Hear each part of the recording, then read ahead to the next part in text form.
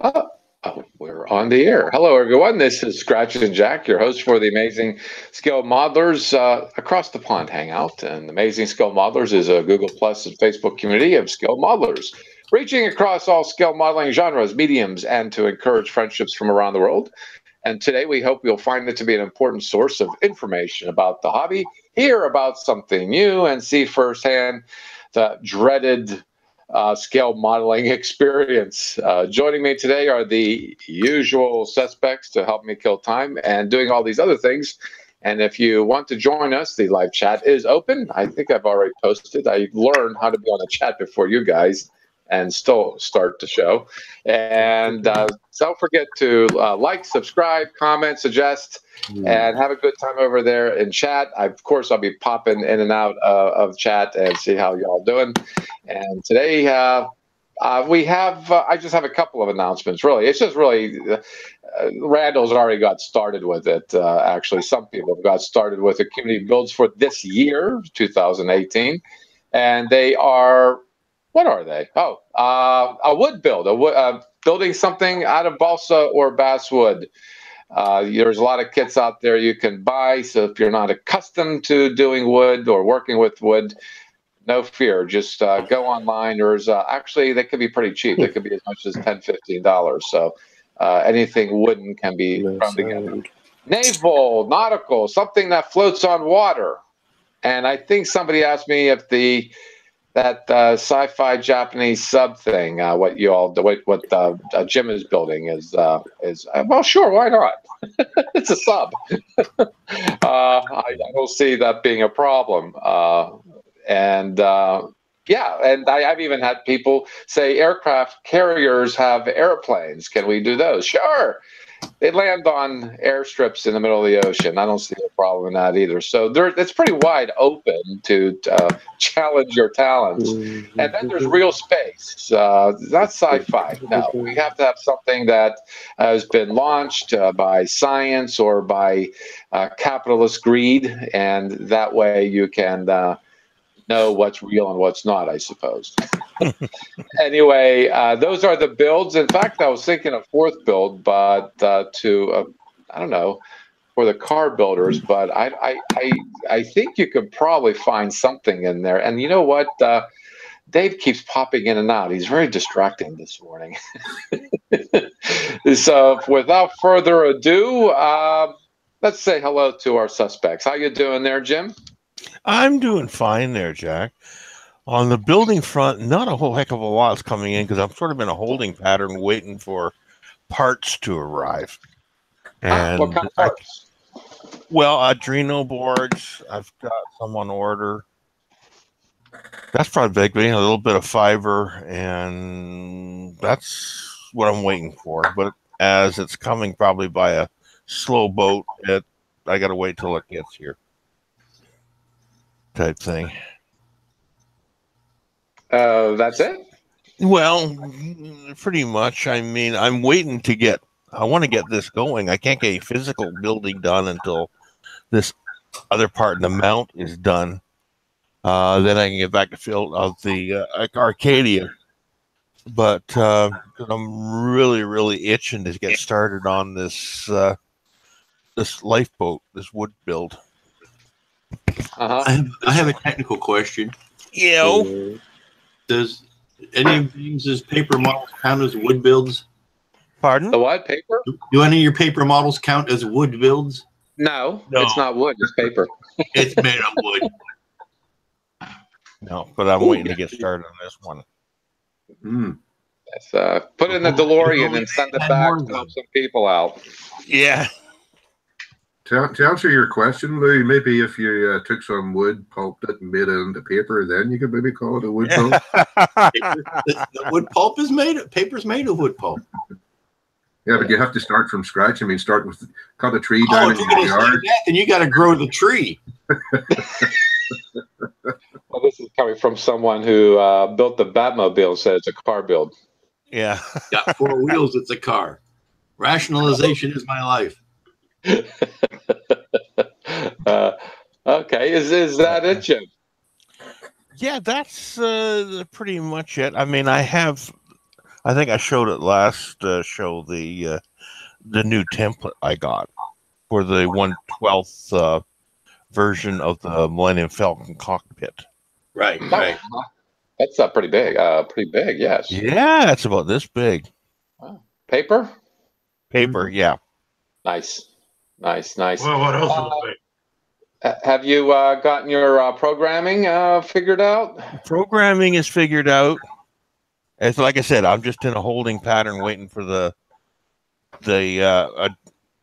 nanos to come in. Okay. All right, I made very such cool. a good deal. So Yeah, excellent. Yeah, I'm feeling much better from 2 weeks ago. I wasn't around, and certainly my apologies, but it's the year. It's that time of year. It came early for me, but I'm feeling a little better. And I've been trying to kick around some things on my workbench and realizing I need to get that cleaned up some. So I did. I was trying. I was still keeping up with the community covers, and right now we have the Harley FLF Classic over at the nice. Facebook community, and this is done by, these are new people. I don't. Art Van Dogen. I'm sorry, I'm murdering her name, but he's relatively new in the Facebook community. But he said this is one of the old kits that he had laying around that he thought he'd throw together. Well, for an old kit that he threw together, That it looks looked pretty nice. awesome. Yeah. Yeah, I downloaded all the pictures, and it's going to appear in the yearbook at the end of the year. So I'm going to have more. I'm being diligent about that part, doing more views of our community covers, so that there'll be a better view of them in the yearbook. But this is a photo I used for the community cover, and it fits perfectly. The pixel count on it fit perfectly on Facebook. It's like it was made just for that space up there at the top. And also we have for the Google Plus community, this was Celeste Natalo and his F-105. This is a pretty awesome build. Also, the paint is there's variations in the paint. That's what I like about this. Mm-hmm. It's not like a solid green or a solid almond color. There's variations in the color itself, and the panel lines are just exquisite. They're even tone, even thickness, everything about it. The panel lines are just like very amazing. This is amazing work. Thank you, Celesto. And of course, I've got, you just go onto the communities and find the other views of these builds, and you'll see that they have earned their place in the annals of community covers. Moving forward, how you doing there, Heath? I know it's late at night there down under. How's your summer going? Very hot. Very hot. I trade you. Gladly. It was a nice, cool 11 degrees Fahrenheit this morning, and I think that's like a minus 15. Stop. Just stop. Okay, just stop. Let's just talk about models, okay? That's why I'm here. Let's just talk about models. Well, you know something, the weather forecast does forecast what kind of modeling is being done, if it's too hot or too cold. Well, if it's too hot, less is done than when it's too cold. I've been doing most of my model building at night. Oh, really? Yeah, so it's sort of like when the sun goes down. Right. And stuff like that. So, yeah, now, where do I start? Well, before you get started, how was the super blue blood moon? Brilliant. Absolutely brilliant. We had a bit of cloud at the beginning, but around about 12:30, it cleared, and I was able to see the Oh, it's just amazing. Isn't It's it? an absolute amazing. And now I find out that we're going to have a solar eclipse, I think, in March. In March? Down here. Yeah. Mm-hmm. Well, I hope you get to catch that. That's even more fascinating. So get your glasses for sure on that one. Yeah. Yeah. Yeah, I saw mine this past August, and I'll tell you what, it was the most beautiful thing I've ever seen. It was just absolutely amazing, and it's only 2.5 minutes long where I was, and it was probably the 2.5 minutes I'll never forget. Yeah. Well, yeah, it's only 2.5 minutes, but it gets so dark for that 2.5 minutes. Oh, yeah, it's incredibly dark. Incredibly dark, and all the birds start tucking their heads, going to sleep, and all the insects start buzzing away like they do in the evening. It's actually quite eerie when it's that. Yeah, and you can see that there's a dusk all around you. It's unusual too. You know, it's not like it's one spot like in normal dusk. It's all around you. You really get the sense that you're in a shadow. Yeah. Pretty cool stuff. Anyway, modeling. Anyway, where shall I start? I'll start with what's in front of me right now. That'll be a good place. Today I semi-glossed my Lotus 99T shell. Oh, nice. Mm-hmm. Randall's favorite color. Very nice. Yeah. That's camel yellow. It looks a bit. Don't forgive the color of it on the screen, but from where I am, it's like a dark golden yellow. That's a camel yellow. And what else did I do today? I semi-glossed my Jordan. This is the yellow Jordan. This is when they were sponsored by Benson and Hedges, but on the sponsorship on the. I'll talk about the rear wing in a moment, but this is also been semi-glossed, so that's all ready for decals now. This is the EJ10. This is from 2000.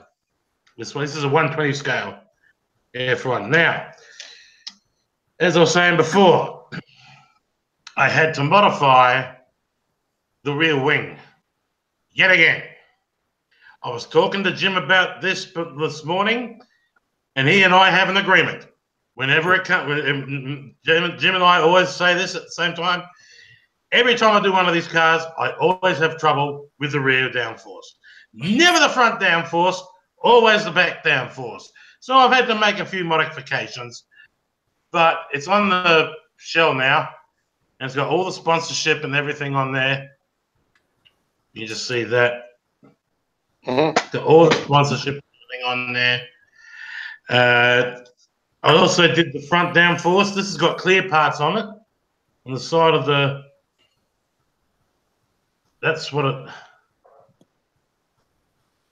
as I said before, this was sponsored by Benson and Hedges, but at this time we didn't have tobacco advertising, so they called it Buzzing and Hornets. Buzzing and Hornets. Because on the tip of the nose, you've got these two. If you have a look there, two of them on the side of, two of them on the rear, on the front of the nose, two of the killer bees. And I also did I've also scraped my tires to make it look like I painted the insides. I've tried to.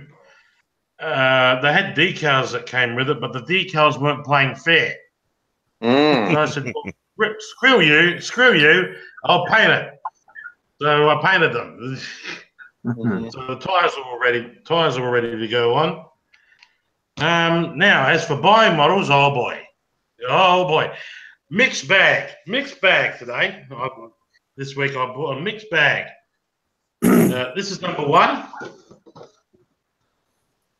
Oh, nice. Viper. That should be fun. Oh, I've built one of these before, and it was damn good fun. Basically, you have to use like a satin red, but to make it semi-gloss, you have to use semi-gloss clear to make it work. So that's what I was told by the modeling guys. So that's my That's one car.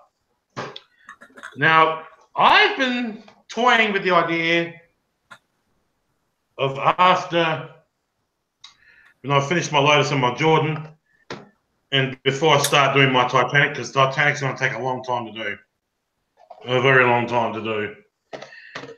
I thought I'd build my very first helicopter. Oh yes. Ah. Oh yes. The A6, I think you can see that, the AH-64A. This is the Apache. Yeah. I think this is from Israel. Oh, is it? But I've got American insignias. I can put them on there. This is a 1/72 scale, and this is from Academy. Mm-hmm. It's a fairly simple kit. I mean, I had a look at the instructions. I mean, well, there's instructions there. Oh yeah, helicopters aren't that terrifically numerous in parts, unless you get into a really detailed cockpit. Mm-hmm. Yeah, it's just about 1, 2, 3, 4, 5, 6 pages. More like a pamphlet, if you ask me. I got to bring up my Bell. I did a Bell helicopter from the Korean War. Yeah, that's the size of it. Yeah, some of them can get too complicated around the swash plates, around the blades, but that's about it. Yeah, that's true. The size of the body. And here's the decals.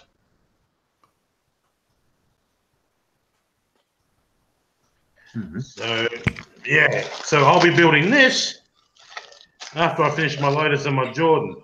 So I'm looking forward to that. Number 3. I had to revisit an old friend because this was my very first kit I ever built. This is an Etalari FA-18 Hornet with Australian insignias. So this is a 1/72. This was the very first. Yeah, you're certainly getting a lot of models in there. Yeah. I've only got one more after this one.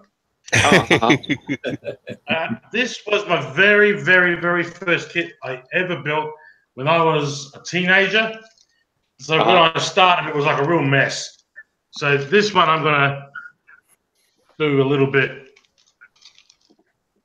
I'm going to do some time with it. I'm going to spend some time with it and make it look really, really, really nice. And this is how. Now this is the fun bit. This is how the Australian insignias came. Well, decals came.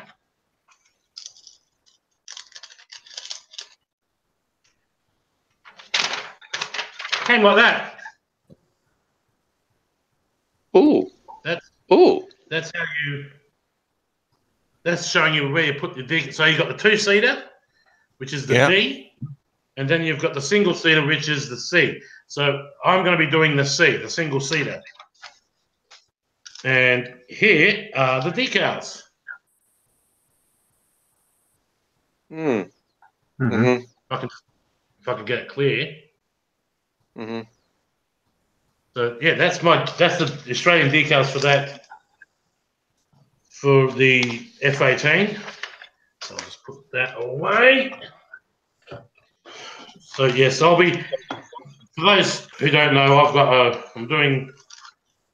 I don't know if I should really say it here, but I don't know if I should promote my own stuff on here, but I won't. Now for my last kit. This is one of my car grail kits. This is a IndyCar from 1993. This is a Nigel Mansell Lola. This is the one he won the Australian. We used to have a race up at Surfers Paradise, and he won it in this car. And then from there, he went on to win the championship in this car, and it's been part built. It's like the engine's been done and everything, but the car's still in pieces. So it's only been part built, but that's okay. That won't take me long. So yeah, as I said, been a busy boy. Oh, cool, very cool. I've been a busy boy. I'm not, if I may, Jack. I'm not doing modeling videos anymore because it's just I'm doing live shows instead on YouTube and Facebook. On So Facebook. I'll be making Facebook, on Facebook. Okay. Facebook, and on YouTube. Most of these kits will be made on my live show. So, and it's going to be a monthly thing. So in between this and all the other things I have to do, it's going to be like a monthly show. So cool. That's all. I'll be sure to look out for it. We have that time difference, but and I'm an indentured servant at work, so. Well, that's the beautiful thing. Even though when I finish being live, you can see it on YouTube anyway. So. Yeah, that's true. That's true. But anyway, that's me done. So I'm busy with my F1s. I'm going to be busy with my other models here, and then later on in the year, I'll be able to start my Titanic, which I'll be doing live. And most of these kits I'll be doing live. So there you go. All right. Very cool. That's me done. Yeah, I mean, if you're watching us live, clearly you can get to the live chat. The two Kens has showed up. Ken's model shop, Ken's model shop, Ken's model shop. Ken Skiffington showed up. It's sort of say like, hi Ken, hi Ken, hi Ken, hi Ken. Is what it is online right now, and the only thing we're missing is a little bit of George. To get my friend George. He hasn't showed up yet, but I hope that he will. I did see he was on live chat a couple weeks ago. I did tune in for exactly 30 seconds when Liam was doing the show to see if he was doing all right. He was doing just fine, just as I expected. So thank you, Liam, for stepping in a couple weeks ago for Across the Pond. And you're getting as good marks as I am, if not better, because you're better looking than I am. I don't know. You're aging better than me. I ripped off a couple of photos off the communities, and on the Google Plus community, Ken from Ken's Model Shop is doing a yellow submarine, and this is what it looks like. And I got to say, this gentleman is doing a very diligent job painting yellow. And I can see Randall starting to have twitches there.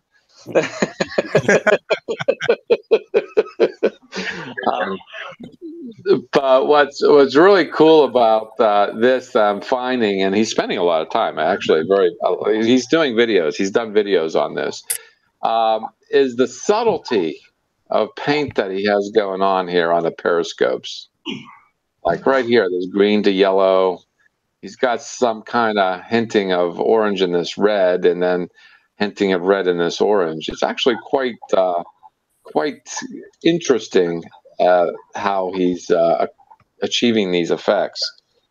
And even here, I don't know if this is just a shadow on the yellow or if this is just paint, but he's really doing these subtle variations to give this model less a flat look. It really looks multi-dimensional, and he's like I said, he's spending a lot of time on this. I'm thinking he's a little crazy. I certainly wouldn't have the patience to do it, but thank you, Ken, for having the patience and showing what is possible on paint. And yeah, keep up the good work. I'm looking forward to hearing you say it's done. Anyway, moving forward, how you doing there, Dave? You're on your phone, so we'll get to you. Yeah, I'm doing really well, thank you. It's nice to see you all. I haven't been around for a while. Yeah, you're really taking this. It's actually quite amusing. I don't know, amusing or embarrassment to me. You're taking these community builds very seriously. You're going all out on the nautical build. Yeah. Well, I've had the Titanic for a few years, and I just didn't know what to do with it. But I thought I might as well just build it. Just get on with it. It was really weird because I was thinking about doing it, and I was on Discovery Channel, and there was like 3 documentaries on, one after another, about the Titanic. So I thought, oh, it's a sign. You know what'd be interesting, and I think you'll be able to pull it off. Have it on the ocean bottom. Do an ocean bottom diorama. Well, my sister said to me, "Why don't you do like a pristine version of the Titanic and then do the wreck underneath it?" I thought, no. Well, Liam did something like that a couple years ago on the the Road Warrior build. He built a VW Bug, I think it was, and he took pictures of it out the wazoo. It was a beautiful build, and then he Mad Maxed it, and then he had these 2 builds, photographs of 2 builds, and it was the same kit. I mean, that's an idea. I mean, I don't know. I think it's really funny because I think I really miss Christina, because Christina was the one with the gallows humor when it came to the Waddle builds. She never did anything pristine. She always did something wrecked up in its natural state. And for right now, the Titanic's natural state is, so, but I think people do it, and if anybody can do it, I know you could. That's why I bring it up. It's sort of like at the bottom of the ocean, rusting away. It's like a ghost build concept, So you've got. I'm not ruling it out, but I don't think it'll be for this one. Maybe that's a good build to do next year on a community build, a ghost build. Yeah. You kind of have to do it in 2 parts because she split before she went under, and the stern section and quite a few miles from the forward section. You see, I was watching the document. James Cameron did one, and he did experiments showing where it would have, whether the no way it split, but how it would have split, and they proved it all with models and stuff like that. And then the documentary after that was like, no, that's completely wrong. He actually split whilst it was sinking, so it was all together as it was going down, and then it snapped underwater. It was something to do with all the debris that arced outwards that had measured it out, but I don't know. I think it would make more sense if it was poking out of the water and the weight of it would have snapped it. Yeah, no, I think the general under consensus right now is that it snapped in 2 when the tail section was out of the water because of the weight, the water inside the hull. Yeah, because I'm a Titanic aficionado, and I agree with the snapping in 2 because I've got a book that says that took eyewitness statements saying that they heard a crack above the ocean, above the sea level. So obviously, Titanic, when the bow was going down, obviously the weight of the water. The stern just went. It's a lot of weight there. Yeah. The stern was just bouncing there like a cork before she went under. And of course, what happens? The stern goes under. The vacuum of the pressure of the vacuum of the boat sucks you under. Yeah. That's where most of the victims went because most of them were on the back of the boat. So what happens? Vacuum. Sucks you down. Yeah, that's too bad. Leonardo DiCaprio is no longer with us, so that's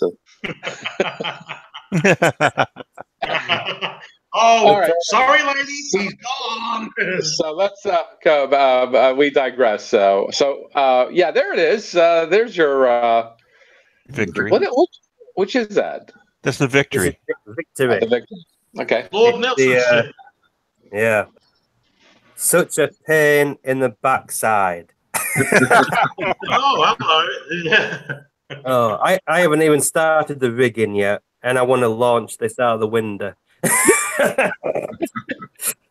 Dave, Oh, I've got an idea for you, mate. Open up the window and just throw it. Or, better still, yeah. put a Yeah, firework actually, at it's the back crossed of my it, mate. mind a few times. I ran into the same wall, as it were, with the Discovery I was building last year, and Discovery is way less complicated than the Victory. It's just, oh god, I'm getting. In the instructions, I've got to the point of rigging, and I thought, well, just bypass that. What else can I build before I get to the rigging? You snap it in half and lay it on the bottom of the water. Yeah, I'm taking your advice, Lou. I'm building out of the box. There's nothing fancy about it. It's just going to be on a stand. Mm-hmm. You know, it's not going to be an ocean diorama or anything like that. You know what they say about those plastic ships? Once you've built a plastic ship, try a wooden ship. That's the bastard. The weird thing is, Heath, I'd love to do a wooden ship, even though this is a nightmare. But I still would like to do a wooden ship. It's just a friend of mine who I still talk to. He was building an Endeavour, and you know what he did with this? Hello, he lives in the units, and he's got a balcony. So basically, what he did was, whoops! Oh no! Smash! It's that hard. It's that hard. Ouch. Oh, yeah. I'm just busy making maps. Oh wow!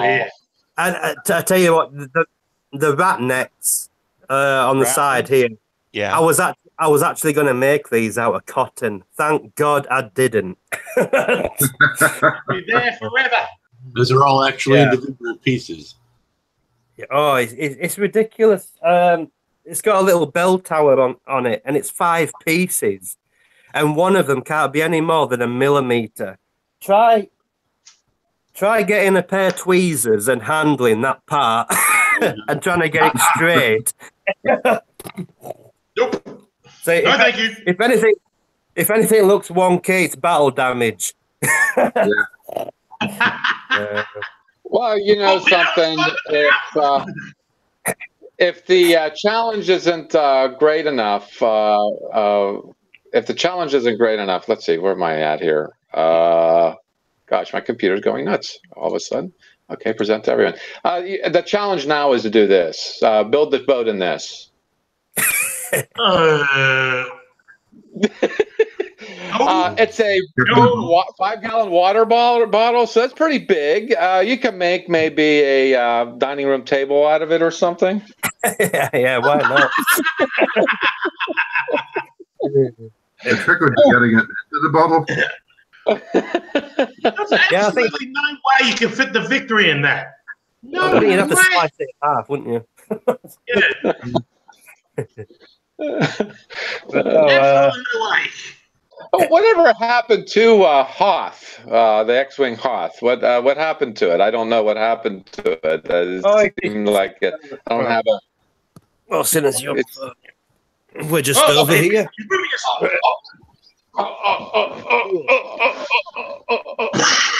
Oh, there it goes. There we go. Oh, okay, there it is. Cool. Oh, there it is. Oh, look, we can see everybody in the camera there. We can see everybody in the glass there. Hey, everybody. Hello. I keep checking it every now and then, making sure that it works still. All right, I thought you had already parted with that at some point. No, not yet, no.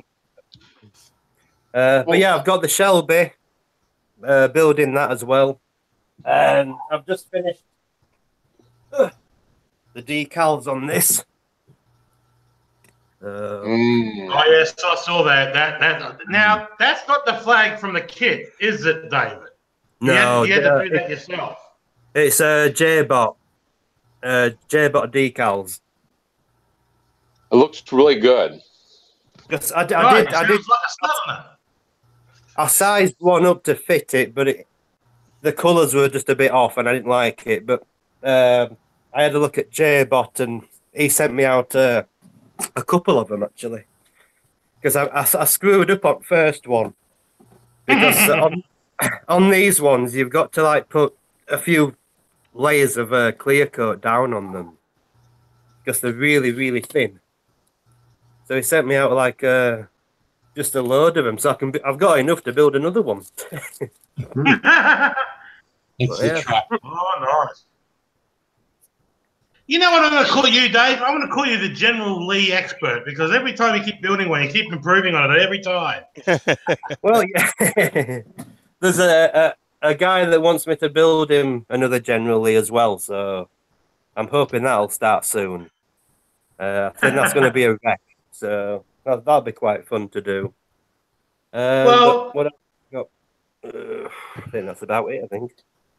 I've only built one, and mine. Well, well, I've only built one, and mine is still in my. Mine is still on my little tray, not my tray, on my little display cabinet, needing a dust. But I still got it. Yeah, good. But no, my wife bought me another General Lee for Christmas as well. Oh, bloody hell! Hey, you still got me? I'm trying to tell you. You know, I'm just gonna give in and send you the body. You paint it, and I'll claim credit for it. That paint job is really good. It's really, really good. Yeah, well, it's really good. Well, Randall hates yellow, and I hate orange. It's I've got this here. Ugh. Don't use this stuff. I don't think we can buy it. No. Well, it's like a ton of orange peel that you get with this stuff, and you're there for hours just wet sanding.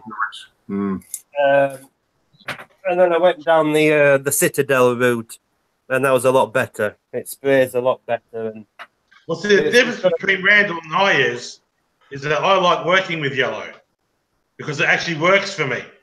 With Randall, nah. I used Tamiya safety orange. Yeah. Have you tried that, Randall?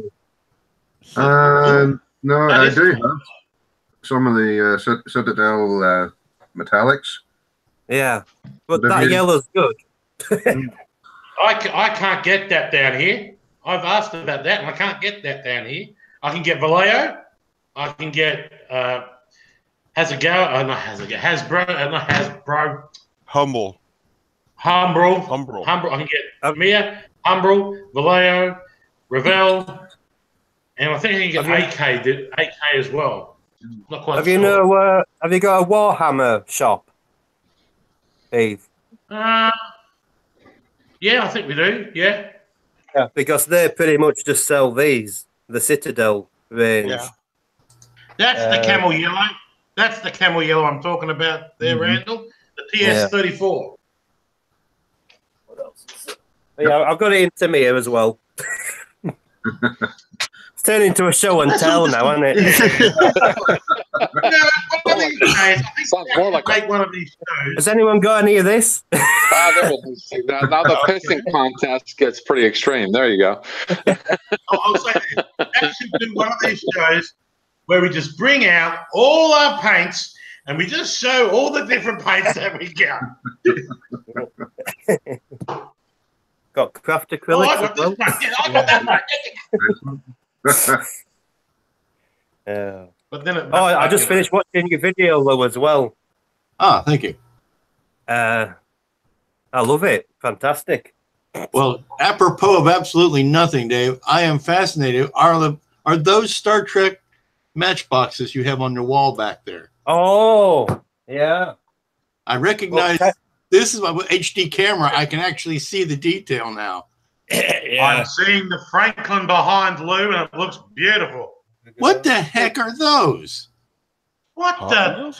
They're just Hot Wheels. Yeah, Star Trek Hot Wheels. Yeah. I've got the Star Wars ones. You're telling me that Kirk drives a van? I don't believe it. They were my sons. Scotty might have one of those windowless vans down by the river, but that's more like the doctor's thing. Oh, jeez, here we go. We've got micro machines as well up here. Oh, bloody hell. But Basically, Matchbox. Okay. It's all my son's junk. And he didn't want them anymore. And I said, you're not chucking them out. So No. they're up there I now. saw you. Is that the Ghostbusters one you got there, David? Is that Ecto 1 and Ecto 1A? Yeah, it is. I still got to get that kit. I can't unhook that one, Heath. Take the camera to it. It's easier. We're going traveling again, people. Oh, look at that. Yeah. And we've Very got nice. Finn over here. Jeez. And we even have a Stay Walking Puft Marshmallow Man as well. Look. Aw. Stay pumped. I thought about the harmless thing. That's enough now. I'm getting nauseous now. Motion sick. What else I got? Oh, as well. It's coffee, but it doesn't work.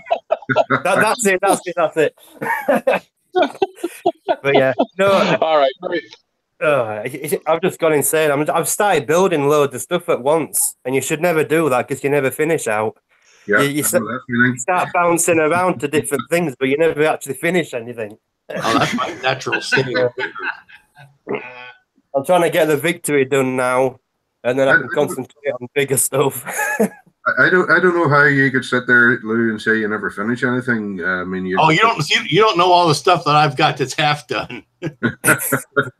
Oh, I'm glad he's not standing up. Well, actually, he does have a shot of this. This is on Facebook. This is being done by What's with the Mike Furley? Yeah, Mike Furley. He said something to the effect of that he had the body and then Arnie's head, and they were different, and he put them together. And I think that's what he was saying. Anatomically correct. If you'd look at his wrists, they're it almost has a doll-like. Yeah. He just hasn't got around to blending them in yet. But he's wearing like a Speedo brief is what he's wearing. So no fear. There's no nudity on these. You can buy the extras though. But this is where he's at on this build, and I think it looks pretty freaking awesome. That looks like from the first Terminator when he just come. That's something that Lou would do. Yeah, right, Lou. I can't do good skin tones, so no. Oh, okay. You did a good job with the Franklin, though, Lou. Well, you wouldn't mind it in your collection now, would you? Yeah, it would work in the collection. What I would do is I would take just the edge of the indentation and I would light that up. Ooh. Yeah. Just put an orange strip light around, so that it would shine up, or blue or orange, depending, to light up like the ball was still had just dissipated. Oh, yeah. Yeah. Yeah. Cool. Oh, that's actually a good idea. This is a cool. Looks like a Hulk doll, though. That looks like a Hulk doll. No, I think it looks great. Yeah. Yeah. I was thinking the outside of the wrist there and the ankle. You can see where it still needs a little bit of work. Okay, let me get it back up here. Yeah, well, he's obviously doing some work on the one ankle there. You can see where he's got putty in it. Yeah. Yep, he just hasn't got around to doing the wrists yet. So Yeah. But I love the theme to the Terminator. Yeah, the pose is is good. Yeah, I'm just going to share a couple of pictures. There's more pictures on the Facebook community of that. It's just different angles of the same thing. But those are the two that I thought were very interesting. Certainly, how I remember it being in the movie is why I did those. But anyway, without further ado, how is Lou? Oh, Lou is fine. I'm doing sort of like what you're doing. I'm doing a little bit of cleanup. I just finished a couple projects, so now I'm kind of cleaning stuff up and reorganizing and deciding what to do next or what to finish next. What to finish next? I see. I might drag out some half-done stuff and finish that off, but I love the Franklin, Lou. I saw the video too. I love the Franklin. I can't believe turned out pretty good. I can't believe the scale of that thing.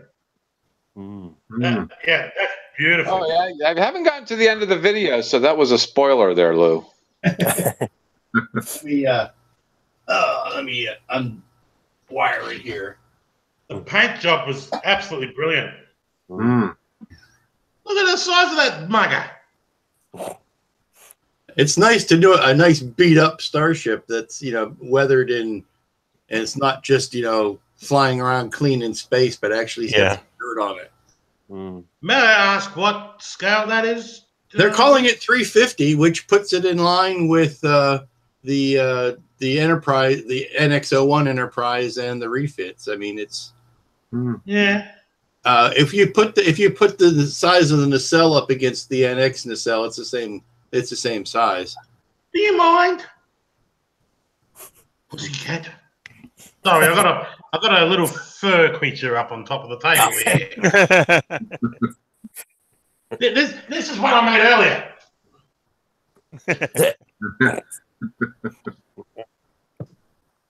That's what you need. There's a black cat across the because it's got this big cutout of it. It's not a lot of mass to it. Right. Yeah. Right. I wonder if they're ever going to do the Kelvin timeline Enterprise in 350. Let's not discuss that. I saw a video yesterday. I'd love to see See how they do with the Franklin. They might come up with the new A.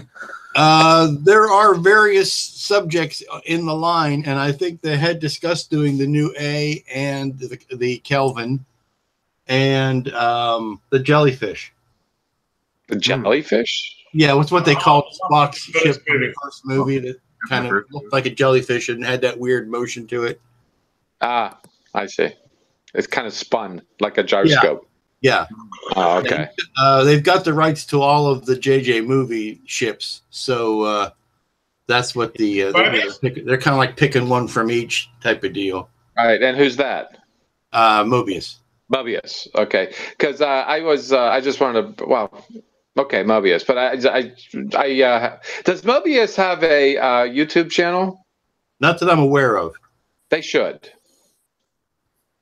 Okay. They should. Round 2 has a channel, and I watched it last night. There was a lot of die-cast cars, slot cars. There were some good classic cars that were coming out in model kits, both in MPC and AMT. I'd encourage you all go to Round 2 for you.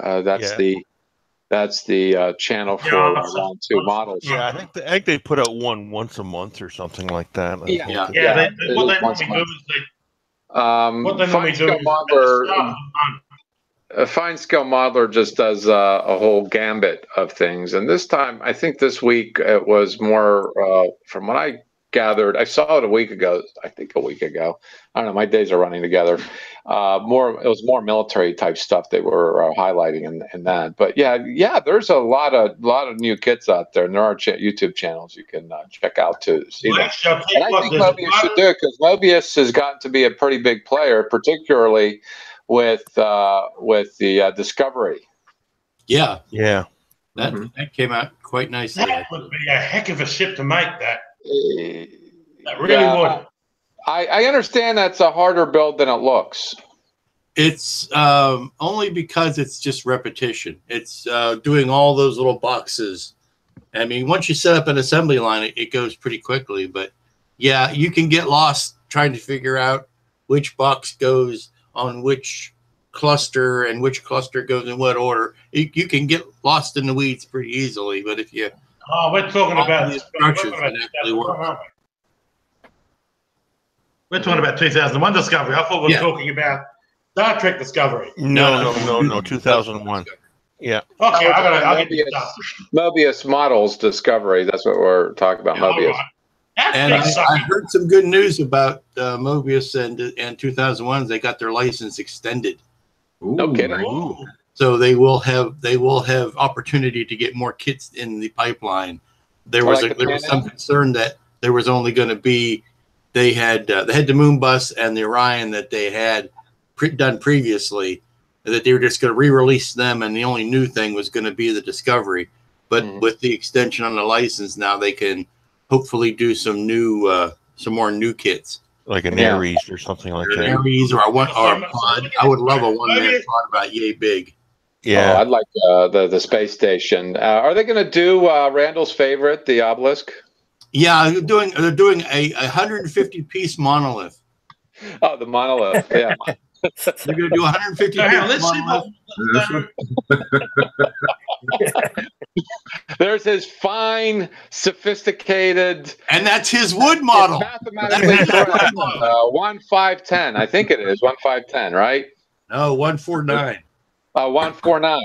Okay. Yeah. Okay, so let's get this straight. Mobius has recently got Star Trek.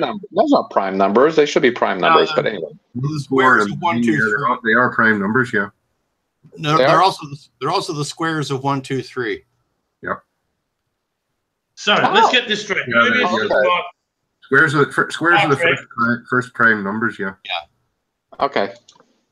That's when he spent months on that, Lou. You know that he took a long time to get that together. I mean, you got to appreciate his prowess in bottle building. Well, like I say, it started as a cylinder, right?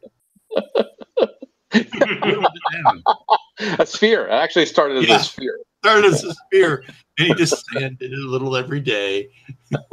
So hang on, let me get this straight. Mobius now has the license for Star Trek, Battlestar Galactica, Lost in Space.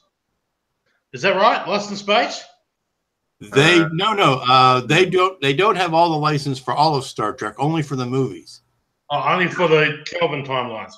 Right. Yeah. So that's Star Trek, JJ Star Trek. Right. Is it Lost in Space they got, or was that Red Food? For all Irwin Allen, pretty much. Look at all of them. Derelict ship. So Mobius has got Battlestar, both old and new. Yeah. New Star Trek, 2001. Yeah. And all the Batman figures and stuff like that. 66 Batman, yes. Mm-hmm. Yeah. And they don't have a YouTube channel? They're busy making models. Oh, come on. They can hire a flunky from college and have them do it. Seriously. Making models. Geez, what do you want from them? Well, we'd like to see their kits. They got a website. Oh, well, I know they got a website. Okay. They've also got the Justice League license. Yeah. Oh yeah, of course. The Batman v Superman, Batwing, and Batmobile, plus the Justice League. They've got resin kits of Batman, Superman, and Wonder Woman. Yeah. Tell my on the live hangout, I should say a live chat. Scale model review. I'm sorry, young man. I just don't know what your name is, so I'm going to call you scale model or kit review. He said space station. I agree. Space station. Steve Sutton. Steve. Yeah. Oh, Steve. Oh, okay. Hi, Steve. So he said space station too. Yeah, and I agree. I think a nice big one would be probably about 3 feet in diameter would be well enough for me. Yeah, I put it next to your big Forbidden Planet cruiser. Okay, and also Ken Skiffington said the big Aries for Larson Design. It's out now at Larson Design. And Ken's model shop, Hell 9000. I'm completely operational, and all my circuits are functioning perfectly. And you know what? You know who did that? That was the guy in Hollywood. Abahibahum? Oh. Habba? Yeah, I'm so East Coast. Oh shoot. What you talking about? He's the one who did the big Enterprise. Oh, Steve Neal? Steve Neal, yes. I'm sorry. Steve Neal. Jeez. Steve Neal did a Hell 9000 faceplate. Yeah. I think that was like the very second garage kit ever made. I mean, everybody seems to make a HAL faceplate. Yeah. It's an easy thing to mold. I'm sorry, Dave. I cannot do that. Ooh, with an Australian accent. That's actually pretty good. I could do one with a Northern Irish accent, but nobody wants to. Please don't. Have a pint, Dave. Thanks, Brady, but I can't do that. Johnny in a box. Oh, yeah, it's funny. Yeah. I really think you ought to have a pint and sit down and think about it. I think I might sit down and have a wee pint for a while. Okay, moving on. Are you done there, Lou? That's it for me. All right, very cool. Good to see your video. I thought, frankly, it was a very good video. So thanks Frankly, for my dear, I don't give a damn. This is interesting. This is a bash build. Benjamin Yagi. This is on Google Plus. He has some extra parts laying around. He said he thought he'd put together this sci-fi-esque contraption here. I think it is. I think it is. It's actually pretty cool. Like the bike from Star Trek. The what? The bike from Star Trek, the 2009 Star Trek. No, the 2009 Star Trek had wheels but no spokes. Yeah. Yeah. No. The cop bike. The cop bike. The cop's bike. Oh, the cop bike. That was all 1.5 seconds. Yeah. I that actually looks more Mad Maxy. Yeah. Looks like it's a motorcycle chassis with a motorcycle body. Yeah. And where the wheel should be is a thruster, and where the rear wheel should be, it looks like there's another thruster. Yeah. It looks very Mad Max-ish. Imagine riding that thing around. You don't know how fast you're going. Yeah. Cops won't be able to catch it. Well, you have to keep riding it because you can't park it. There's no kickstand. It just falls over. That's right. Motorbike, you just let it hover? Yeah. It's like, how do you get on this thing? I don't know. It's actually pretty cool. Pretty cool. I saw this. I'm like, yeah, you know what? Why not? There's a lot of parts laying around too here, and I thought maybe that got me thinking something. Throw something together and make it look like something like that. I don't know. I'm just yammering right now. We know he didn't do it because there's no downforce on it. Actually, I could do that, actually. It's just I was talking. I mean, every F1 model I have done, it's always something. It's either the engine, or it's the rear downforce, or it's the decals, or the something. paint goes screwy. Maybe it's you. I'm just putting it out there, but maybe it's you. I don't think so, Lou. Because every time I do a car. Well, I think HAL 9000 is. I think HAL 9000 is with us. I see on the live chat. I know everything hasn't been quite right with me, but I can assure you now, very confidently, that it's going to be all right. Again, I feel much better now. I really do.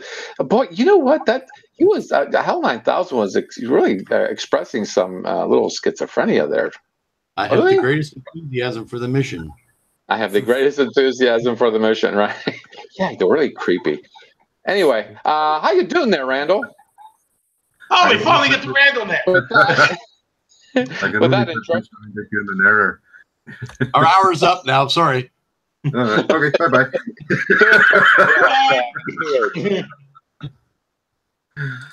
Ooh.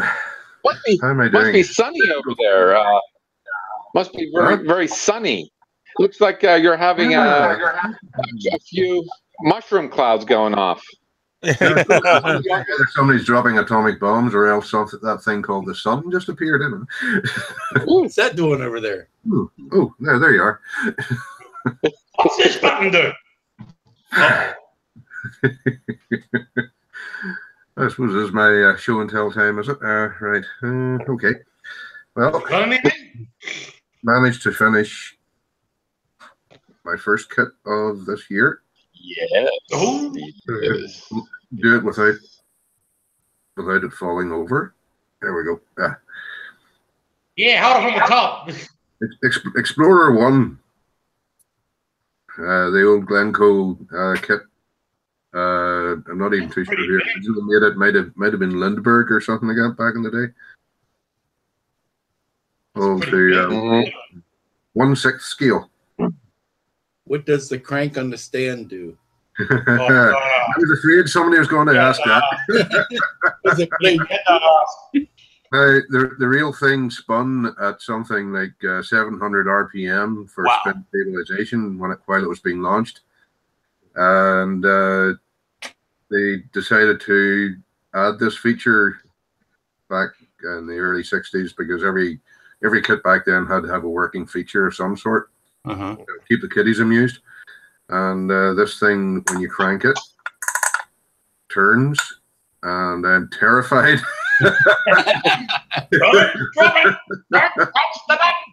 It doesn't go pop goes the weasel at the end. Yeah. So I'm gonna have to take it off here because, as I say, I'm terrified of dropping the bloody thing. And I just took the engine bell off. There we go. Yeah. Anyway,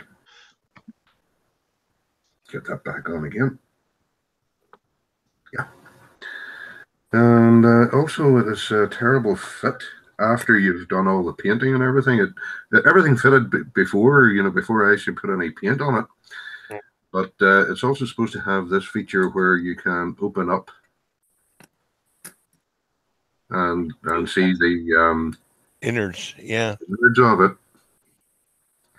I thought it was going to be clever and leave that so we could actually take it out and you can see the insides of it a lot better. But as that's the antenna. Oh yeah. Won't let me open the thing any further than that. Oh, yeah. Did you take them from your cat? Those antennas, or are they cat whiskers?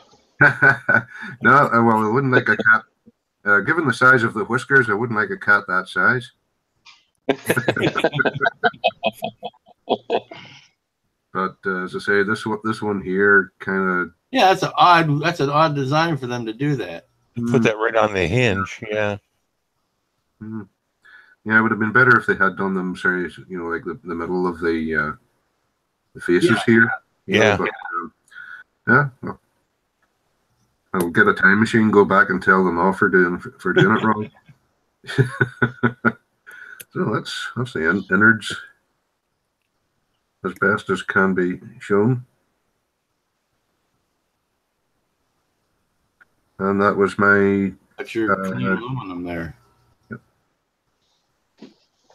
Now, is that Alclad or is that?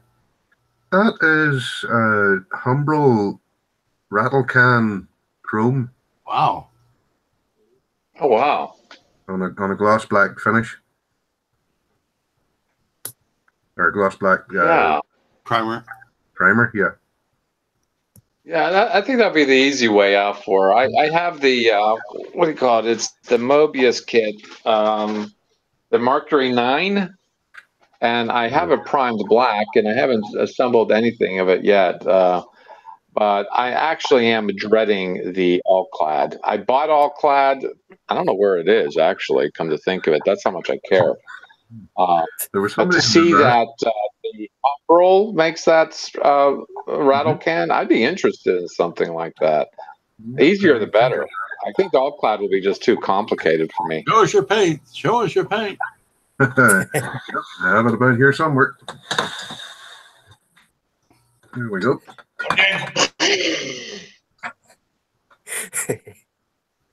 Yeah, that's chrome. Yeah. Yeah, you know what? I think I might even look into that. I think even Rust-Oleum makes a chrome. I think. Yeah. Thanks for the idea. Certainly, I like I said, I'm dreading to do the All-Clad, especially putting it through my airbrush and the cleanup and all that stuff. I'm just being a real. The cleanup is the killer with that stuff afterwards. Anti-hobbyist about it, Curmudgeon.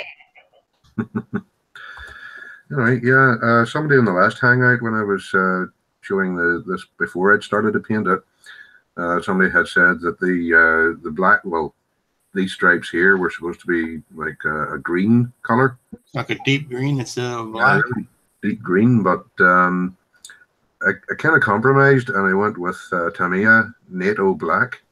Oh, I love NATO Black. Yeah, I love that has a nice green tinge to it. Yeah, and it doesn't look. It's not a real deep. It's like a scale black. It's not a real deep black. Yeah. Yep. It's actually kind of my go-to black. You can maybe see the difference. Like this stripe here is a black, whereas the vertical stripes are all the Tamiya NATO. So there's quite a difference. It sounded like you said tomato. Tamiya NATO. Tamiya, tomato. You say tomato, I say tomato. You say potato, I say potato. Are those whiskers wire or styrene? They are wire. They came with the kit. Okay. But they're not as flexible as the originals would have been. They're kind of stiff. So I think maybe at some stage I might cut them off and change them for something that some styrene, very thin styrene. Yeah, because it has a more realistic. When the thing was static, the wires actually dripped quite severely. Oh, okay. Yeah, and they only stood out like this whenever the thing was spun up. Well, that makes sense. Yeah. So in a way, with them standing out like that, it's kind of like a frozen microsecond in time. Yeah. Yeah, just don't poke your eye out with it. Yeah. Oh, whoa, what was that? Yeah, you posted pictures on Facebook. I'm going to screen share if I may. I had to add fishing weights to the bottom of this to keep it from, keep it fairly stable. Yeah. Yeah, I would imagine. Yeah. It still looks like it should have a little clown that pops out of it. Yeah.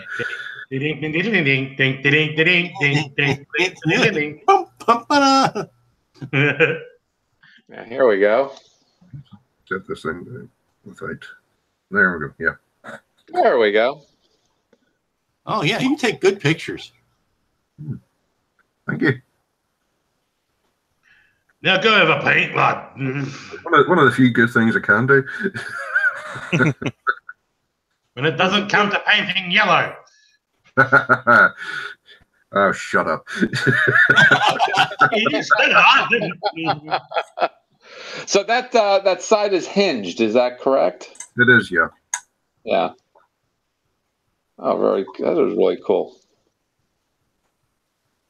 I don't know. I think if you crank that like a ballerina will play Blue Danube or something. I know that's pretty cool.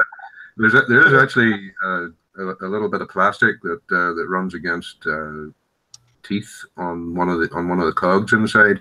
It's supposed to represent the clicking, radio clicking from the thing, and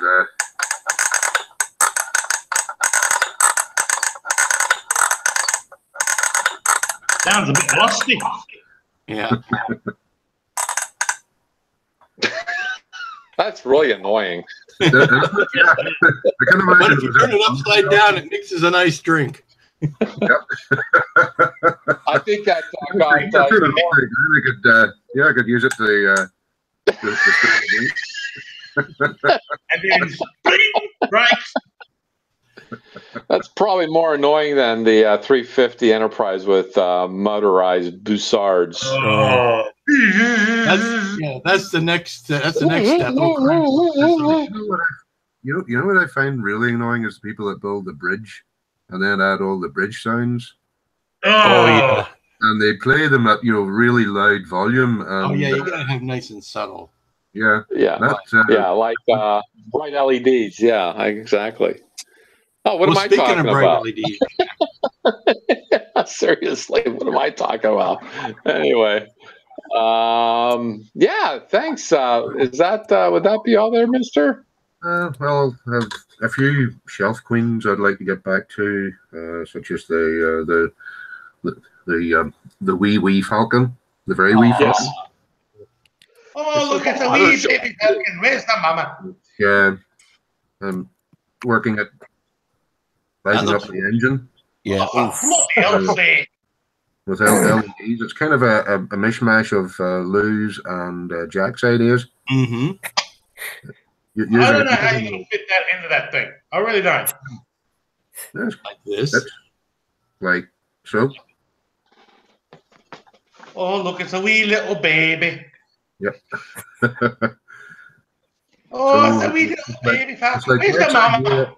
It's like Jack's idea. I'll get point sources of light for the individual. Now, you're not going to have any sound effects with that, are you? No sound effects. Please no for that. Any sound effects I'll just add. I'll add myself.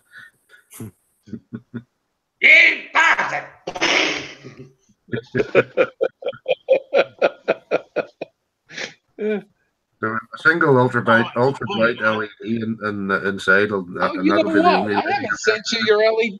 Yeah, I haven't sent your LEDs to you. Son of a gun! I just remembered. Oh, I'm so sorry. I promised you LEDs. Don't worry, Jack. I forgot too. Oh, jeez, Louise. Yeah, I can throw them in a cart, I guess. Why? You see, this is why the young'uns are here, so we can help remind the oldies. Who are you calling young? Young whippersnapper. Whippersnapper. Yeah, where's your cutoff here? That's what I want to know. Yeah, I can. I like to see that lit up. That's going to be pretty freaking awesome, there, Mister. Is it going to fit inside? I don't actually have a working LED handy to do it with. Is it? Does it all fit inside? It will, yeah. It's once I've trimmed down the fiber optics, it should all. Oh, okay. Fit inside. I had to trim. There's a couple of posts that that hold the the back end down or the snap fit, but I had to cut them away because I couldn't find a way of getting the fiber optics around them without breaking something. Well, that's what glue is for. Yep. That's why you put epoxy glue and model glue. Yeah. Real men don't snap kit. I had a bit of fun, as you can see, with epoxy glue, and it looks kind of like now, Lou. something else. Yeah. Yeah, it's a nice fan you've got going there. It's like almost could join the. Kind of lumpy at the end there, but I think if once you get everything glued down, settled down, I could maybe lightly sand back the ends, the ends there, so that it's all a bit more even. Oh yeah, just put them on a grinder. Just. So hopefully that'll be it. So say I wish I had an LED handy that I could actually light this thing and give an idea of what the effect is, but unfortunately I wasn't that well prepared. Yeah, that's okay. Like I said, I promised you the LEDs, and I'll I even forgot my brother had a birthday this past January, and I forgot to send him a card too. So I just been overworked. What can I say? I've just been overworked. You haven't been glad. Yeah. Well, that too. But I'm feeling much better now. Gary, or was it Gary? What's his name? What was the guy's name? Gary. See, you know what? I'm just drawing blanks. That's just me. Is that it there, Mr. Randall? Frank Poole? That's it. That's it for me, yeah. Yes. You're thinking of Gary Lockwood's. Gary Lockwood is Frank. Gary Lockwood, yes. See, I got it right part of the way. Not the character's name, but the actor's name. Is that it there, Mr. Randall? That's always be Gary Mitchell to me. Yeah. Yeah. I just want to quickly share this before I do my show and tell. And this is Don Gilchrist. He's just he amuses me, but he's actually getting very serious now with his builds. And I'm trying to. Here it is. Present to everyone. I like his photograph here. He made sure the entire thing was put into the picture frame. Yeah. Yep. Is that like a radio antenna? I think so, yeah. It's not like raising a hand and say, "Here I am, come shoot me." Yeah, makes it easy to hide in the desert. Yeah. And this is a more closer up view of this tank. Do we know what tank this is? One of the Russian ones, a T-55, I think. Yeah. Okay. It's a Russian one. It's a tank. It's Thanks, Lou.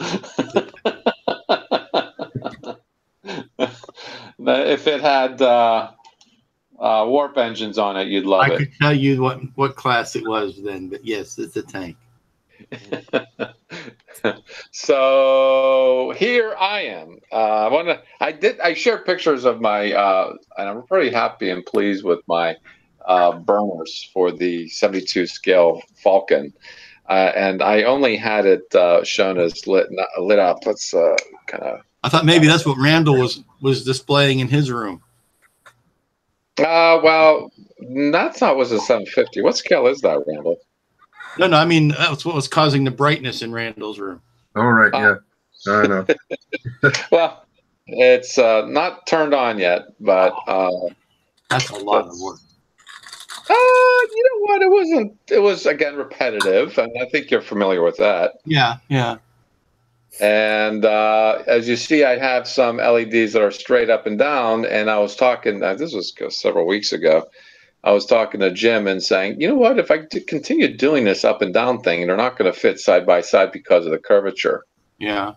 And so I started bending them and bunching them, and that's what needed done. And certainly I wasn't going to replace them for the sake of uniformity. So Right. Those are pretty much in the center of that arc there.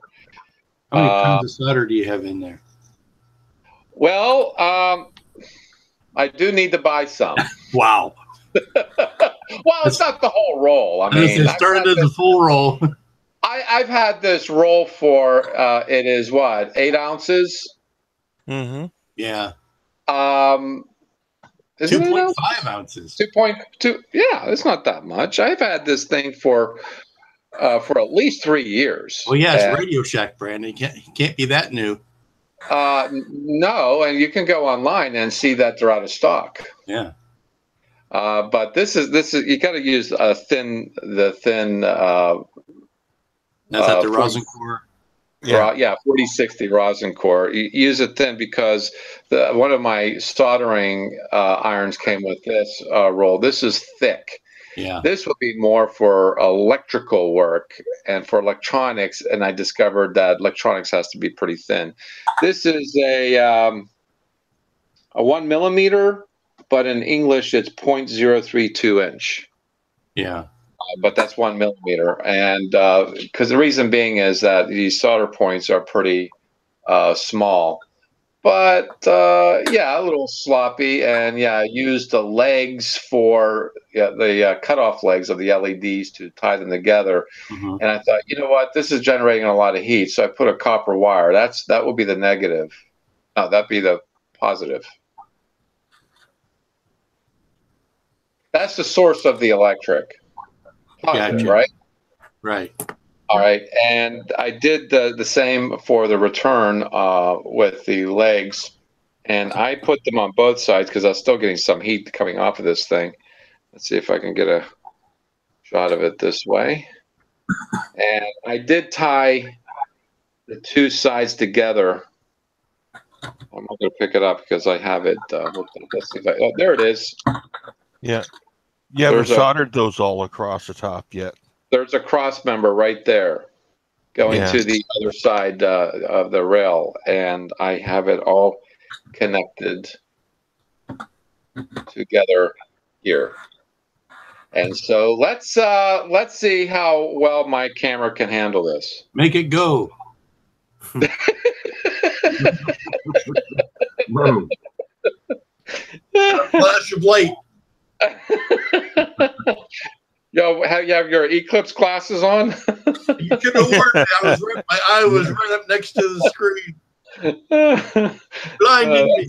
Who said that? That could be a thing. That glow, I'm waiting for it to phase out of existence. There. Yeah, I'll put it to, let's see, 2.5 volts so that I can show you what else needs done. I don't think I'm going to paint this because it's the resin is translucent, and I am, however, going to light block the back because the back is just like really glaring, and it just shines backwards. Let me see.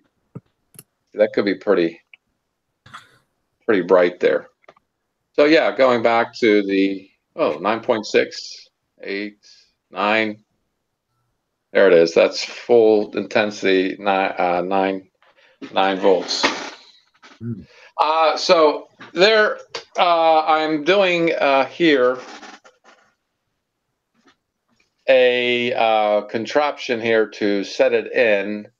Doing a little differently. It's not going to be inside that compartment. That's the original right there. I'm not going to do a compartment. I'm going to be a big compartment like this filled with blue light. And we'll see how it works. So that's my story, and I'm sticking to it. This is to get the blue tinge to it? Yeah, but see, this generates heat. I got to get a wall wart that takes 2 amps because this alone is 1 amp. Yeah. Or at least that's what my power supply is telling me. It's 1 amp. And I'll be needing a 2 amp 9 volt wall wart to operate it. And I'm thinking of putting this on a separate switch so I can turn it off and leave all the other LEDs on, like for the cockpit. Circuit. And then the blue that I showed you would be on too. And that doesn't soak up hardly anything as far as there's 2 strips there. I think it's like 0.01 or 2 amps. It's like really ridiculous. But this is a pretty massive amount of power that this is soaking up. I'm actually pretty surprised because when I did the mathematics for it, I thought it would be about 0.65 to 3/4 of an amp. But I guess doing the math doesn't really necessarily match as to the real thing. And I'm impressed that it actually throws some heat. I'm actually impressed. I don't think it's going to be a heat that's going to catch fire or anything, but certainly I wouldn't want to risk softening the model plastic. I don't even think it's getting that hot to make it soft, but at the same time, again, I don't want to take any chances. I'm gonna put that on a separate switch on the base. And speaking of which, I need to get a piece of plexiglass. Here's my base. I get a piece of plexiglass, and I got to throw LEDs in this too because I want it to glow.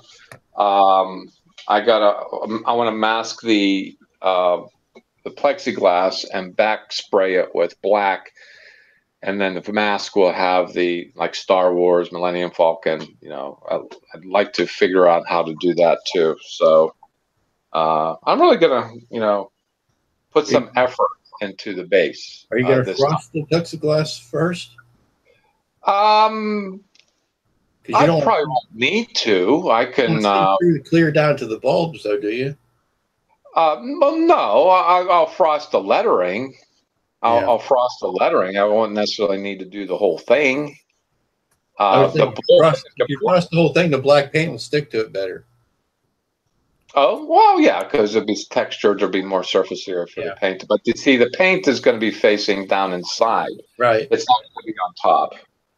So the likelihood of it scratching would be minimal. But you've got a good idea there nonetheless. That's a good idea. Help diffuse it too a little bit. Oh yeah, well certainly. And I'm going to be using my blue LED tape. I have a whole. I didn't know that. I looked through my reels, and I had single density. What you saw here in the model is double density. Yeah, I love that double density stuff. Yeah. Yeah, the single density is good if you're doing like actual lighting in a room that's blue. Yeah. But in a model, the double density certainly works much better.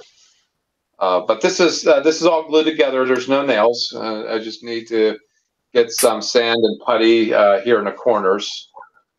Of course, it's too bright in here for my camera.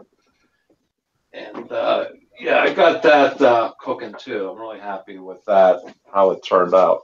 Because when I was over at the house working, I thought I'd get the pieces together, miter cut them because my miter saw is there. That's where I'm at. I mean, considering this is going extraordinarily slow, I'm still working on last year's, where everybody's working on this year's builds. So I still have my Millennium Falcon to do as well. Not just that wee one, but also the 144 fine molds one that I've been working on as well. But yep, you're still slightly ahead of me. I hear what you're saying, and I think the next one I'm going to do is I'm going to throw this together. Not a full build. I'm going to do this for the not a full build. I can double it as real space. Look at it. That's your real space build. No. I ain't going down that road. I am going to buy the Voyager probe. You put a wooden deck on it, you get all three. Hasagawa. God bless you. Yeah, I'm going to see if I can find it first, and then of course I'm going to spend the fortune buying the thing. But that's what I've been wanting to do for at least 3 years is the Voyager probe. It's my. There's only one other that's my more favorite. It's actually the Pioneer. Because when the Pioneer was launched, and I'm telling you my age, I was preteen? I guess I was a preteen at the time. I was just fascinated over the notion that these will be the first spacecraft to leave the solar system. And to imagine the sheer distance that these probes are going. Now, the Voyager, I think it's still clicking away. I think one Pioneer has gone dark. They're not getting any pings from it anymore. I think Voyager 1 and 2 are still active. Yeah. The Voyager 1 and 2 are still pinging away out there, and it would be considered interstellar. Well, no, it's not considered interstellar space yet. It hasn't left the Voyager 1, I think, has passed the what's called the bow shock of the between where the solar wind ends and interstellar wind radiation begins. Radiation begins, but they haven't. There's still this huge cloud of comets called the Oort cloud. It goes out to like a light year, and it'll be another 20,000 years or so before it actually gets out of that. Yeah. But I know that the New Horizons is going to do a better job of leaving the solar system and being able to communicate with it. It was designed for the long haul. The Voyager was not, and I think the Voyager is probably the most fascinating one because of the technology it's carrying. It's certainly Stone Ages in comparison to the technology today. Yeah. Not to even say anything about the Pioneer spacecraft and how ancient they are in the realm of real space. Yeah, and I'm learning all this stuff online, and certainly if you have an interest, YouTube has plenty of people doing these little vignettes and these little videos about these sorts of things. I just find that sort of thing fascinating because although we know less than 5% of mapping the ocean bottom, we know more about outer space. But then again, these spacecraft, it's a whole different ball game when you're leaving the effect of the influence of our sun. So that's a whole different set of rules there. Ah, there it is. Yeah, very good. That's the Voyager. Yep. This is the fun part here. This is supposed to be like a lattice work dome Yeah. It's not only sticks out straight so far, but also has this twist. Yeah. There's a couple of companies. There's a Dutch one whose name escapes me, and then there's Edward from Eastern Europe that do photo etch replacements for that. Uh-huh. And could you imagine like trying to fold that in one piece, put the twist on it, and then put the twist on it? Well, that's usually how my photo etch turns out. Yeah. I try to build it straight, and it comes out with a twist. So I may be right on cue there. Yes. Very good. Lovely to put an album on there and then not give anything to play it on. Yeah. Yeah. Eventually, I want to do the V'ger set. Yeah, that's just it. Do the V. Now you've got my interest. That would be when I get into. I actually thought about it last night. I watch Joel on the 3D Printing Nerd channel, and he just delivered a video on 3D printing, and it had nothing to do with 3D printing. He was actually saying he's quitting his job at Adobe, and he's going to be a full-time video content creator. Yeah, and he says he's got a lot of machines to get through to do videos on. He's just got a lot going on. He says he's very excited. I'm excited for him too. Because you can't make money working for Adobe. What's that? You can't make money working for Adobe. I'm being facetious. Okay. I wasn't sure what that meant, but okay. But he's actually a very good, far my opinion. I think he's the best as far as 3D printing, because he brings it down to a very, and he's got a great level, great presence on camera. He brings it down to layman's terms and gives you a really honest and well-rounded opinion about these printers and what they can and cannot do. And he says he's going to also reopen his Etsy shop, and he says he made cookie cutters. Yeah. That he wants. That channel name again? 3D Printing Nerd. Yeah. 3D Printing Nerd. And I'm really looking forward to how his channel is going to evolve from this point, because he's going to have more time to do things. Well, good. Yeah, he's super, and he even gives a Ellen DeGeneres end. He said, "Hug each other because I love you guys," and it's a high five. Yeah, he does a lot of collabs in that too with different people. Yeah, he did. I watched very intently when he went to one of the Seattle shows and interviewed Joseph Prusa. That guy is interesting. That guy is so weird and interesting. I mean, if you like nerds, certainly that's the channel for you. And he interviews nerds. If you get into the nerd person, well, he's good friends with Barnacle. Well, they're neighbors almost. So I mean, so he sees him a lot. But yeah, you watch him too, don't you? Yeah. Yeah, he's actually pretty cool. So looking forward to that. Anyway, does anybody have anything else to make mention of or go forward with anything? Anybody over there at the live chat? You folks over at the live chat have been a little sleepy over there. Hi, Lev.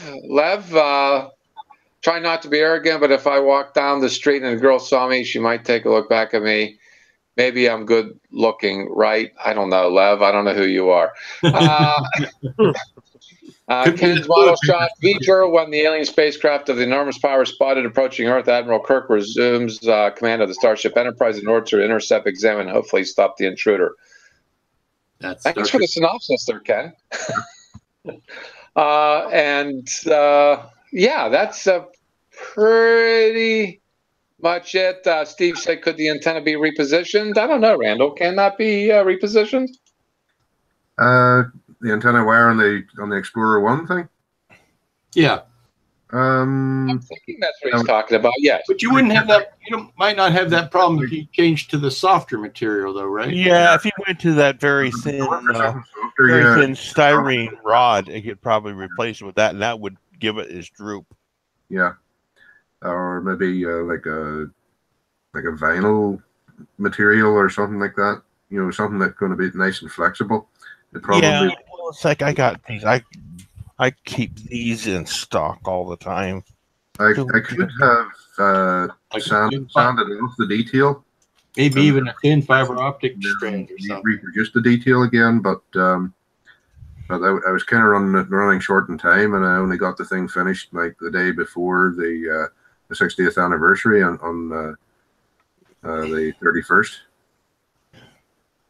Yeah, well, I keep these the .04 styrene rod because I use them a lot for different things, and they're quite flexible. Yeah. What was the rotation speed of that? Do you know? I read somewhere it was 700 RPM. That's pretty fast. Yeah. Oh yeah, no, it was spinning pretty fast. If you ever watch any of the video. Yep. Put that on the end of your Why would it spin so fast? They figured that was needed for stability. Yeah, spin stabilization. The same as a bullet's rifled. Yes. To make it spin. You know, well, Randall, instead of that little hand crank, then you need to jam it on the end of a weed eater. Yeah, if you look at a lot of videos of these early satellites, they spun them like crazy on the tops of the steroids. Yeah. I would need to have motorized it, Lou. Yeah. There's no way I could hand crank it that fast. Here, get like a hand drill. I would have to take the hand crank off as well because I wouldn't want to touch that. Yeah. No, you just cram the whole, chuck the whole thing into your hand drill and just. Yeah, I could do that. Let's get one of these on. Look. Yeah, that'd be kind of 6 millimeter. I'd need something a bit bigger. Does Lou suggest a drill? A weed whacker. A weed whacker. I think that'd be actually very appropriate. That thing was spin. Use the whiskers that way to trim your yard. Yeah. There you go. That's what I need there. Yeah.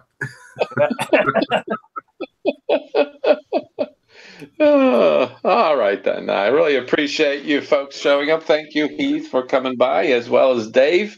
Thank you, Dave, for stopping by with your phone. I'm sure your phone is starting to wear on its charge. I've got it on charge. Okay, and I'm glad to see you, and I'm really looking forward to your next big project. Ken's saying, everyone have a great weekend, going down to my model shop and start working on the Yellow Submarine and it's a flying saucer, some kind of flying saucer, German flying saucer, no less. The Hannibal. Oh yeah, Hannibal 2 German flying saucer. I was working on, or similar. Yeah. And also, thanks, Jim, for stopping by. It's not big of a leap from paper to wood, is it? Not really. It's more like, but to me, paper. Well, with wood, it's more like scratch building. It doesn't fold as easily. No. Well, then you gotta learn how to wet bend and steam. Yeah. Well, we'll tell. I just got to call the provincial. You're missing out a step between the wood and the paper, just. It's a different kind of wood. It's a lot of there's mahogany and basswood and that in there. So, wow, mahogany even. Well, you know something. I'm going to call the Ontario provincial government and say plant more trees. Jim is building models. And thanks, Lou, for stopping by and sharing, quite frankly, the Franklin and what you have going on, or developing the masks for it. Look at that. Yeah, you went to Franklin High School, didn't you? No, I spit on Franklin High School. They were our rivals. You know, it's really funny because on one of my calls yesterday, I was helping this woman in Philadelphia. I mean, this she was running a mile a minute, and she was actually quite nice.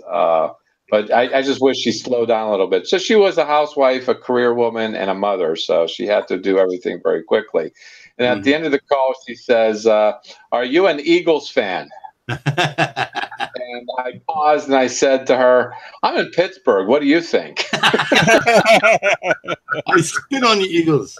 It's actually one of the grocery store, during football season, the bakery does these special desserts. Like they do the giant chocolate chip cookies, and they do the frosting on it. Like they'll do the Steelers and they'll do whatever.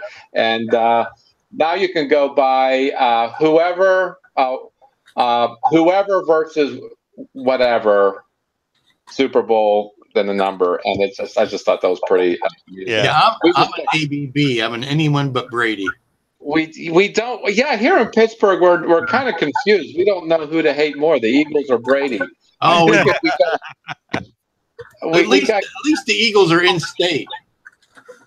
We have a similar expression. You know what? Hey, no, that's Philadelphia. They're in Jersey. Come on. No, they're in state. They pay PA taxes. They're in Jersey. Come on, be real. We don't think of Philadelphians the same way as you might think. I mean, the animosity between Western Pennsylvania and Philadelphia has just grown deeper, and we just feel bad for Scranton, Pennsylvania, because we're so damn close to Philadelphia. We have a. You're talking about Philly, Jersey. You're talking about Philly, Jersey. Yeah. Well, anyway, it's sort of like we don't know who to root for. Anyone but Brady. We're not used to rooting for a team to lose, but we're confused. We don't even know how to do that. And that's easy. Root for the Steelers to win. That's the best way to make them lose. Well, yeah, there you go. We'll just get tie one on and root for the Steelers. There you go. That works. Anyway, thank you, Randall, for stop. We digress. Oh, we got a light. You got a light. Oh, put my sunglasses on. Drop the microphone, Felicia. Look at that. That's really cool. That's really cool. It's amazing what an LED tester can do for you. Yeah. I should have thought of it. And you had one about somewhere, just couldn't find it. I'm glad I found it before the Hangout ended.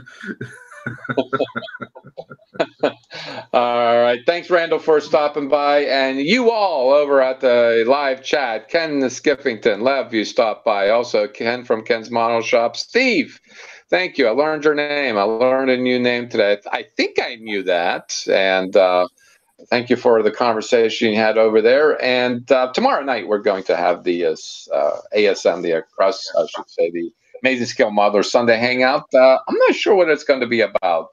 Jim and I haven't really talked.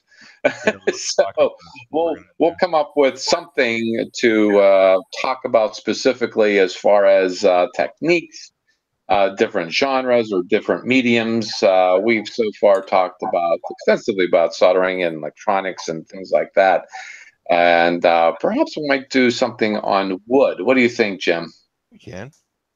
Yeah, so we'll talk about glues and sharp objects and things like that. Maybe even bring up a few on the internet and see as to what it would take to build a wood model, because that, of course, is one of the community builds this year for 2018. We should talk something about that.